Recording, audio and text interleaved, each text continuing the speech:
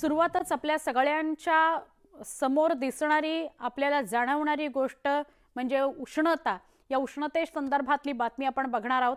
देशभरातलंच तापमान सातत्यानं बदलतंय। कुठे उन्हाचा कहर आहे तर कुठे अवकाळी पाऊस पाहायला मिळतोय। देशातील अनेक भागामध्ये सध्या तापमानाचा पारा 40 अंशांच्या पुढेच गेलेला आहे। सध्या उत्तर भारत चांगलाच तापलाय, उष्णतेची लाट आलेली आहे। हवामान खात्याने दिलेल्या माहितीनुसार दिल्ली, राजस्थान, मध्य प्रदेश, गुजरात, पंजाब, हरियाणामध्ये उष्णतेच्या लाटेचा रेड अलर्ट जारी करण्यात आलाय। हरियाणामध्ये सर्वाधिक तापमानाची नोंद करण्यात आली असून तिथल्या नागरिकांना सतर्कतेचा इशारा देण्यात आलाय।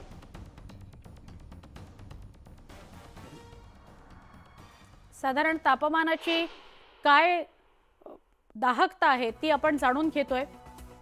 फलोदी, राजस्थान 39.8 अंश सेल्सिअस, 49.8 अंश सेल्सिअस म्हणजे जवळपास 50 अंश सेल्सिअस पर्यंत फलोदी, राजस्थान इथलं तापमान नोंदवलं गेलंय।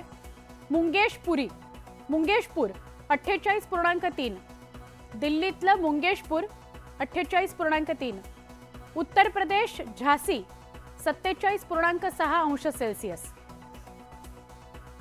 पंजाब मधला फरीदकोट 47.4 अंश सेल्सिअस, महाराष्ट्रातलं यवतमाळ 46.6 अंश सेल्सिअस, मध्य प्रदेश मधला सागर 46.2 अंश सेल्सिअस, आदिलाबाद, तेलंगणा 44.8 अंश सेल्सिअस, उन्ना, हिमाचल प्रदेश 44.4 अंश सेल्सिअस।